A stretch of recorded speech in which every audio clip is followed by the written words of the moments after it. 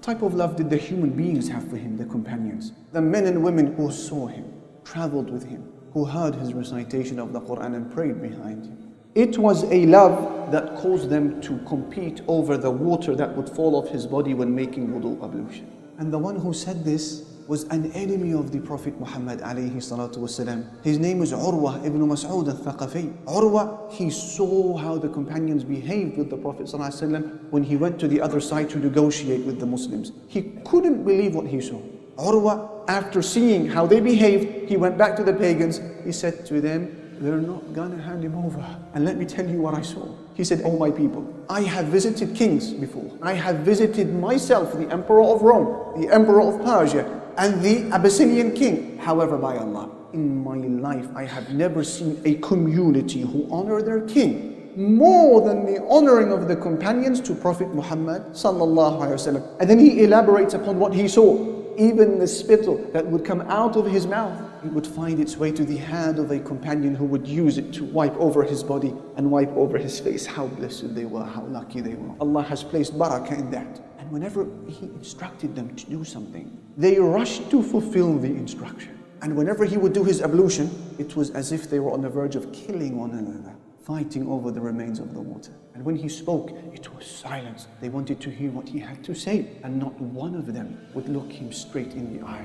because of the awe and the love and the respect that they had for him. Imagine Abu Bakr and Umar and Sa'd ibn Mu'adh and maybe Khalid later on with their heads down, unable to look at the face of the Messenger sallallahu alaihi wasallam because of the sheer respect and love. Amir ibn al-As, before he would pass away, he would say, there is nobody on planet earth who I love more than the Prophet Muhammad sallallahu alaihi wasallam. Yet till this day, if you were to ask me to describe him, how he looks, I will not be able to give you a description because I couldn't fill my eyes from his beautiful face. Alayhi salatu wassalam. The Battle of Badr. Were the Muslims ready for the Battle of Badr? They had left for travel with basic clothing, basic equipment, just about to hunt an animal. They were not going for war. And all of a sudden, without prior arrangements, it was the qadr of Allah. They find themselves squaring up to 1,000 men, clad to their teeth, with artillery, ready to fight. Abu Jahl and the rest of his team. La ilaha illallah. The Muslims did not want this. And here the Messenger sallallahu alaihi wasallam carries out a meeting. So he gathered the companions. He said to them, what is your opinion? You see the situation that we're in. Who would be the first to speak?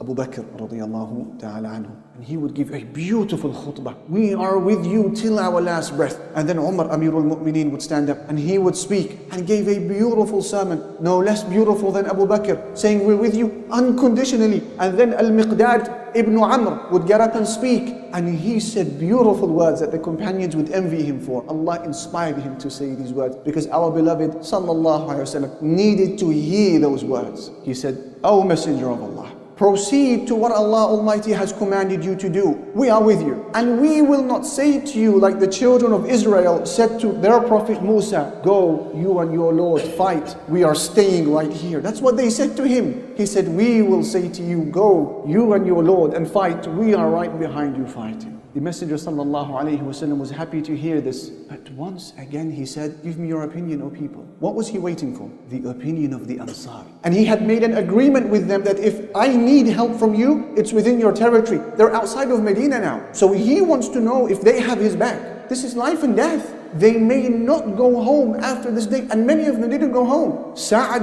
ibn Mu'adh recognized what the Messenger sallallahu alaihi wasallam was hinting at. O Messenger of Allah sallallahu alaihi wasallam, I think you are indicating an opinion from us, the Ansar.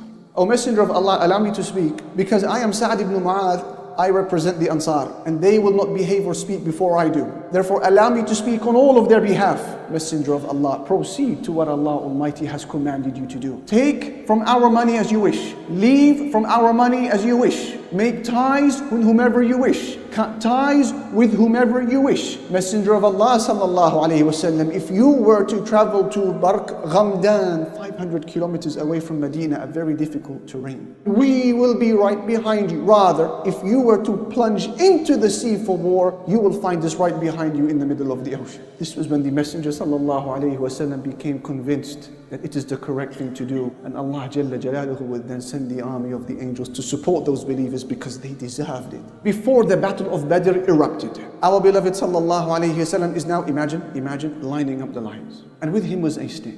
And then he came across a companion called Sawad ibn Ghaziyah. Sawad ibn Ghaziyah had a bit of a belly going on. And so he prodded him because he was stepping a little bit out of line. Istawi ya Sawad. Stand in line, O Sawad. Sawad said, Messenger of Allah, you've hurt me. And Allah Almighty has sent you with truth and justice. So allow me to prod you back. Surely this is not the appropriate time to seek revenge.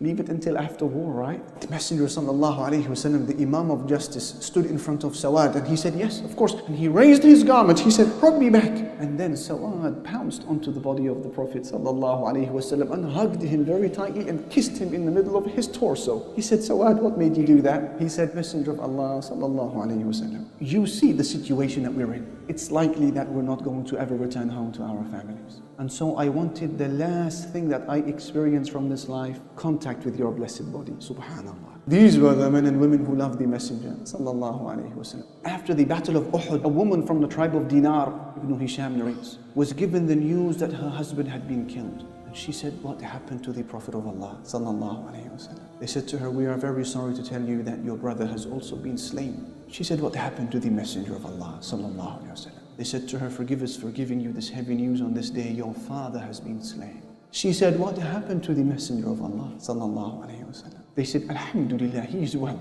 She said, no, point him out. Point him out to me so that I can see him with my own eyes. They said, look over there, can you see him? She looked, and then when she saw him, they heard her mutter, every calamity in life is small so long as you are okay.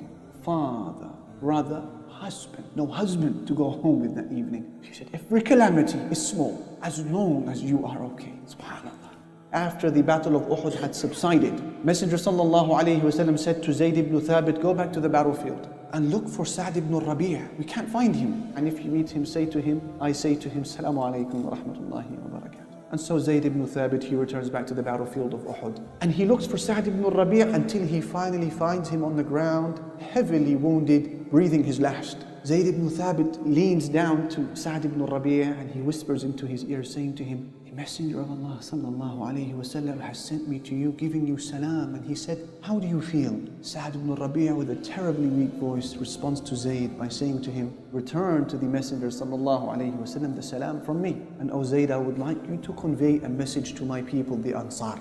Say to my people, the Ansar, that you have no excuse in front of Allah. If any harm touches the Prophet sallallahu alaihi wasallam, whilst any one of you has an eye that blinks. Those were his last words, and his blessed soul would return back to Allah Jalla Jalaluhu. That was his farewell message, thinking about his teacher, thinking about the Imam of all Imams, the Messenger Muhammad alayhi salatu wassalam. Allahu Akbar.